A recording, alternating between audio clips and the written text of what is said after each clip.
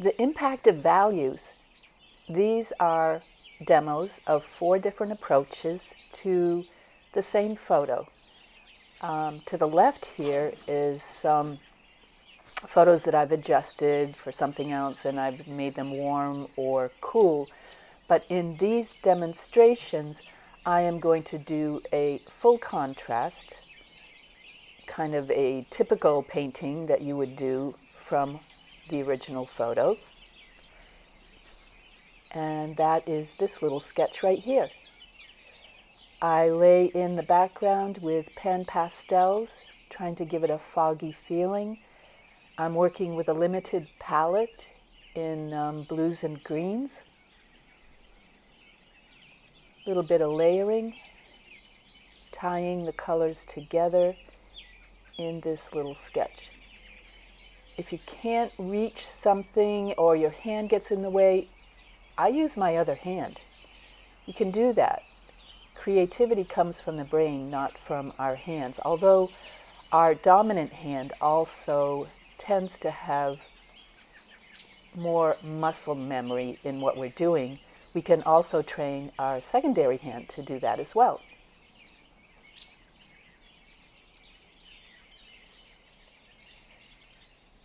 Here's the second little sketch. Again, I quickly lay in some background with my pan pastels and my biggest sponges. Well, just one sponge. And I learned that in the academy, that use the largest tool possible for as long as possible to keep it loose and flowing and tied together as well. This image, as you can see, is using the high key pastels that I pre-chose. These are values of, say, 1, which is white, to about maybe 4. And I want to see, even with the different colors, the different hues, keeping it high, what kind of feeling this can give us in our painting. The difference between the typical painting on the left and the more high-key painting.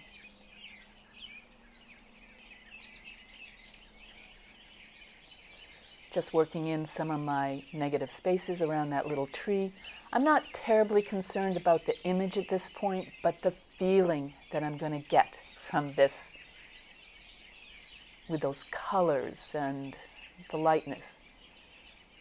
You know, I've painted this image a number of times, so I'm very familiar with it, and that helps me to lay in the changes that I want, that is here, the value changes, and I can do it rather quickly. I decided it was a little too light, so I added in a little bit more depth, and you can see that deeper green is still only about 3.5 or 4 on the value scale.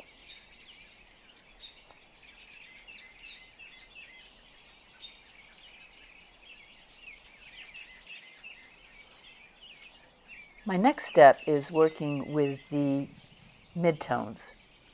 I can lay in the image, the tree and the house and stuff, with a vine charcoal, because even though it seems dark here, it can be lightened very easily. And this helps give me an armature on which to build my color. Just kind of like laying this in quickly.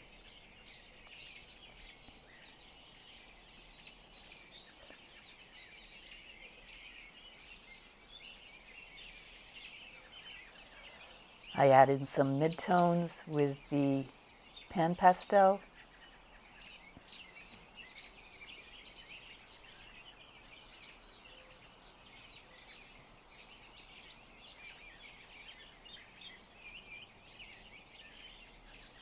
Again, I am working with pre-chosen colors and values. On this one, I'm working values between maybe 4 to 6, trying to keep it limited that way so I can compare eventually the 4 paintings. The typical approach with all values in it, the high key painting which is values 1 to maybe 4, my mid key, which is around 4 to 6, and then I'll do a low key painting where most of the values will be, say, 7 to 10. By using the same subject, the same image, it's very easy to compare the impact of these values on the viewer, and it helps us decide quickly which way we want to go in our painting if we want to do a large painting after this. Notice how that mid-tone color covers that vine charcoal quite easily, but there's a little bit peeking through, so it still works quite well. Again, sticking with blues and greens, my pre-chosen hues, but being very aware of the values.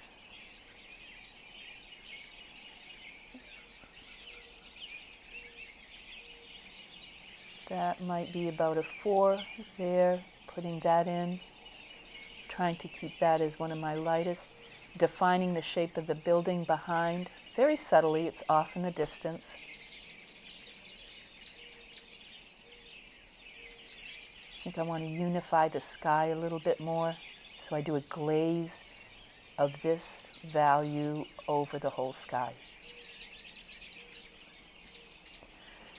I'm blending a bit, which I don't often do, but the texture of this paper is just not the best for glazing.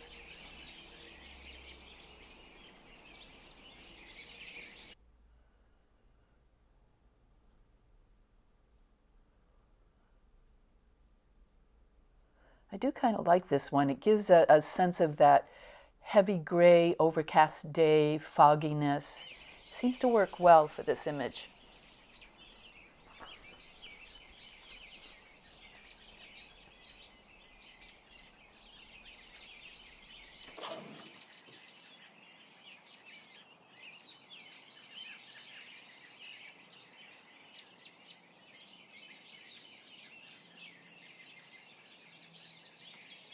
I'm adding a little definition. I'm getting a little tied up in this painting.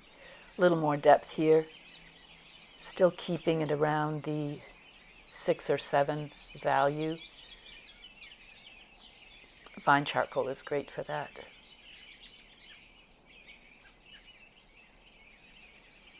I'm actually working the composition here a little bit, balancing it out.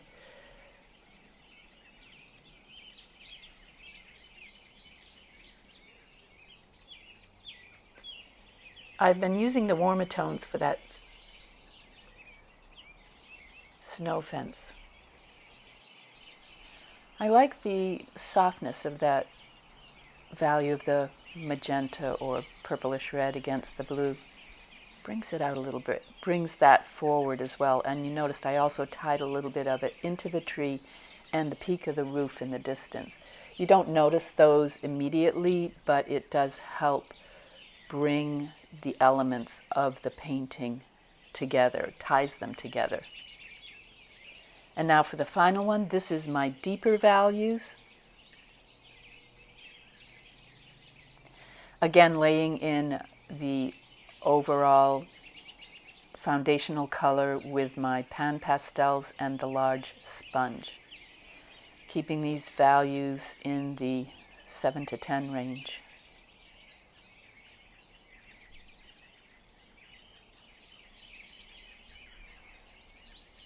This time, instead of the vine charcoal, I'm choosing one of the colors that I have set aside to lay in the subject matter.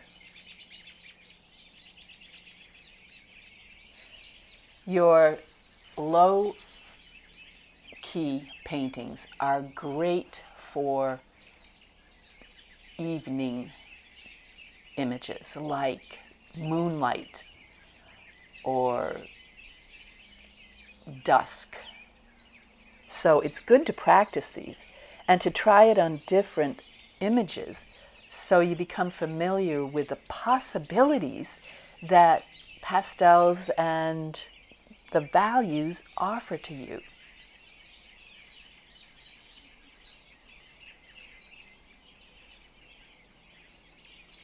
Yep, always check. I have a little sandpaper off to the side.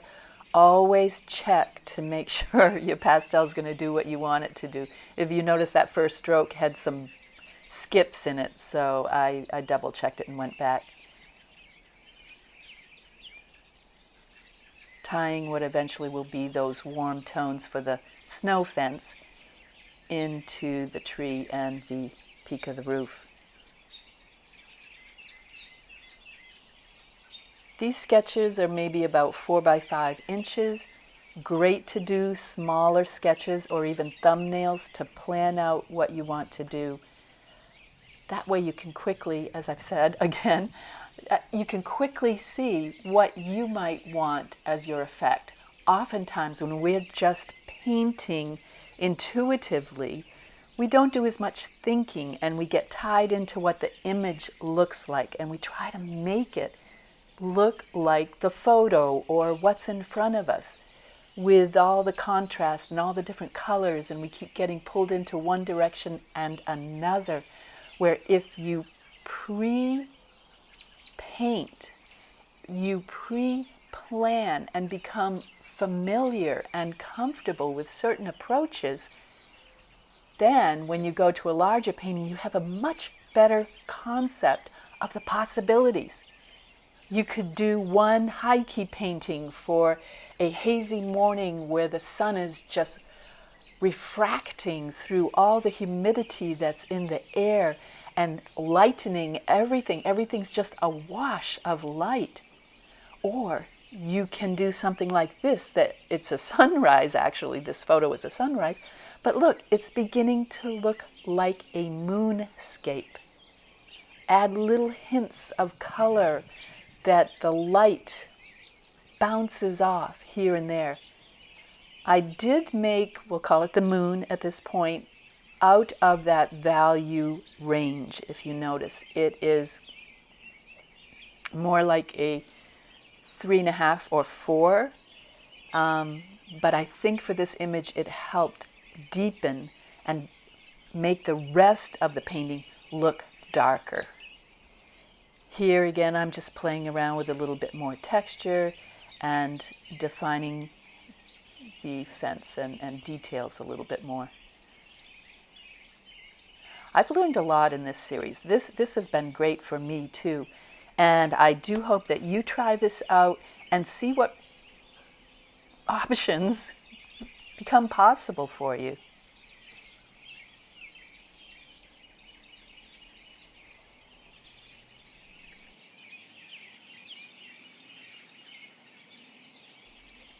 Here's a photo of the final overall easel, and then going through the mid and low hues, the high and regular values individually, the typical painting. Here is my high key, the mid-range,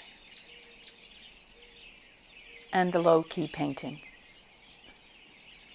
Do try this exercise. It's revealing of so much, and enjoy painting.